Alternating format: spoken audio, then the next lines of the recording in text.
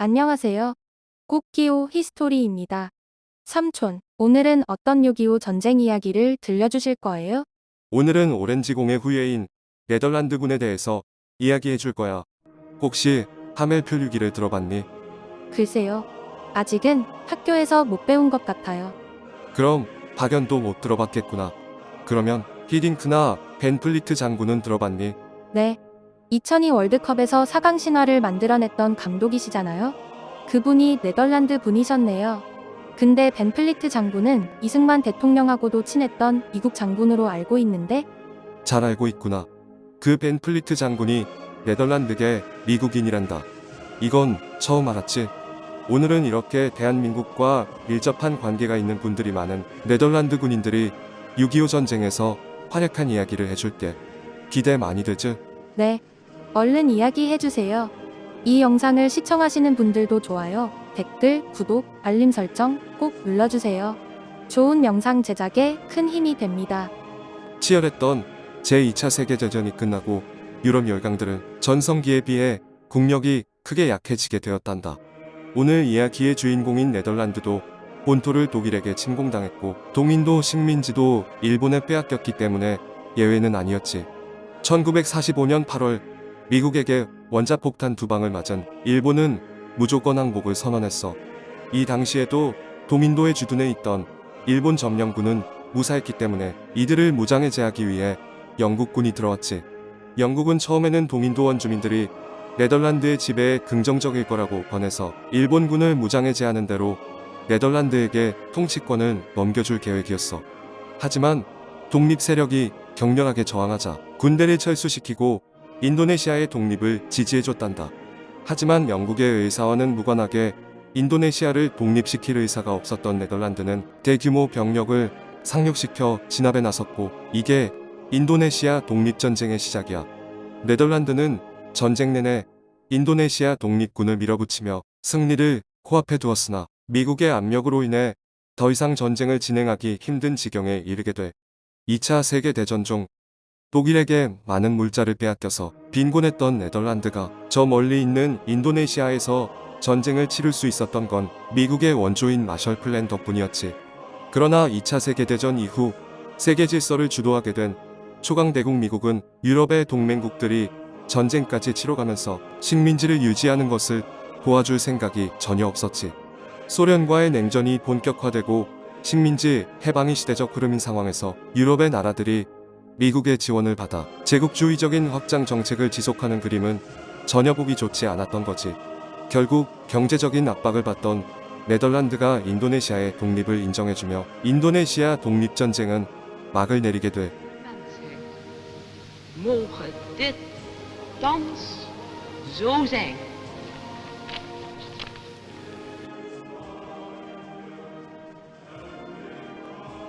이후 1950년 6.25 전쟁의 발발은 한반도는 물론이고 서구권 자유민주주의 진영 국가들의 큰 충격을 주게 돼. 유엔은 유엔 안보리 결의안을 통해 각국의 참전을 촉구했고 당시 나토의 회원국이었지만 군사력이 미비했던 네덜란드는 지상군의 파견이 여의치 않아 처음에는 한 척의 구축함인 에베르센 호만을 파견하기로 결정해. 하지만 한반도의 전황이 악화되면서 유엔 사무총장은 7월 14일 네덜란드 정부에 지상군 파병을 요청해.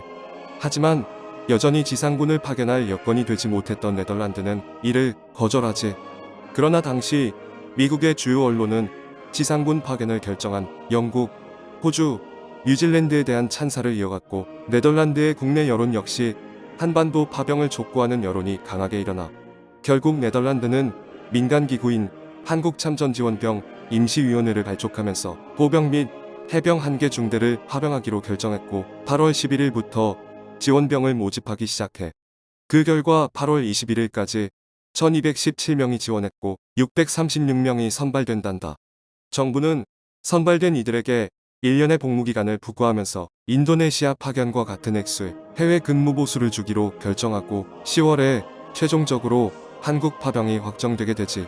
이때 인도네시아 독립전쟁에 참여했던 군인들도 자원하기도 했었어. 다른 나라를 점령하기 위해서 싸우다가 이제는 누군가의 자유를 지켜주기 위해 싸우러 오신 거네요. 댄 오우덴 대령이 9월 9일에 네덜란드 육군의 사령관을 맡았고 네덜란드군은 10월 26일 로테르담 항을 출발해 한 달의 항해 끝에 11월 23일 부산항에 도착했단다. 이후 네덜란드 대대는 대구로 이동하여 유엔군 수용대에서 10일간에 걸친 현지 적응훈련과 부대 정비를 실시하고 적응훈련을 마친 네덜란드 대대는 12월 5일 수원으로 이동해 미 제2사단 제38연대에 배속됐어. 이들의 첫 임무는 유엔군의 보급로를 경비하는 것이었으나 곧 전선으로 이동해 전투 임무를 수행하게 된단다. 그러면 네덜란드군의 전과도 설명해 주세요. 먼저 육군의 전과에 대해 설명해 줄게. 미 제38연대에 배속된 네덜란드군은 1951년 1월 2일 횡성으로 북상해서 1월 3일에 첫 전투인 초연리 전투를 치르게 돼. 그리고 1951년 1월 13일에서 14일에는 325고지를 둘러싼 원주 방어 전투를 2월 4일에서 2월 12일에는 횡성 전투를 치른단다. 325고지는 횡성에서 원주로 이어지는 도로의 중심에 있는 곳으로 유엔군의 입장에서는 반드시 확보해야 될 중요한 전략적 요충지였어. 만약 이곳이 적의 수중에 들어가게 되면 유엔군의 원주 방어선은 위기에 처하는 상황이었고 국군과 유엔군은 당시 전선에서 수십 킬로미터 떨어진 후방으로 물러나 전선을 다시 조정해야 될 만큼 위기의 순간이었는데 네덜란드군이 용맹하게 싸웠던 거지. 1951년 5월에는 5월 공세로 몰려오는 중공군과 1051고지인 가리산을 지키기 위해 용맹하게 싸우기도 했어. 그리고 5월 31일에서 6월 8일까지는 인제 동쪽 548고지에서 후퇴하는 북한군과 전투를 하기도 했지. 1952년 2월 18일에는 중공군의 주력 전초기지인 별고지를 기습 공격해서 벙커와 다량의 포탄, 지뢰를 파괴하기도 하는 등 크고 작은 전투에서 많은 활약을 보여줬단다. 정말 용맹하게 싸우셨네요. 네덜란드는 해군도 참여했다고 들었는데 해군의 활약상도 이야기해 주세요. 물론이지. 네덜란드 해군은 1950년 7월 16일부터 1955년 1월 24일까지 참전했어. 이 기간 동안 구축함 및 프리기함 6척과 1350명의 병력이 한국 해역에서 활동했지. 네덜란드 해군은 1950년 7월 3일에 파병이 결정되었고 7월 16일에 구축함 에베르세노가 일본 사세보 해군기지에 도착했어. 그리고 곧바로 7월 19일부터 1951년 1월 24일까지 초계 소해, 해안 포격, 지상군 어모, 기뢰부설 방호, 수송선단 호위, 대공 등 다양한 해상작전 업무를 수행했단다. 그리고 1951년 4월 18일부터 1952년 3월 2일까지는 반 가레노가 서해 작전 해역에서 적의 해상 지원을 차단 및 봉쇄하고 탄약과 보급품을 지원하며 지상군을 측면 지원하는 등 임무를 수행했지. 1952년 3월 2일부터는 피엣 페이노가 서해 항모 부대를 호위하는 업무를 1953년 1월 18일까지 수행했어. 1953년 1월 18일에는 주한 모리츠 반나소호도 해상 쪽의 임무에 참여하기도 했단다. 네덜란드 해군은 1953년 휴전이 된 이후에도 대한민국의 바다를 지켜줬어.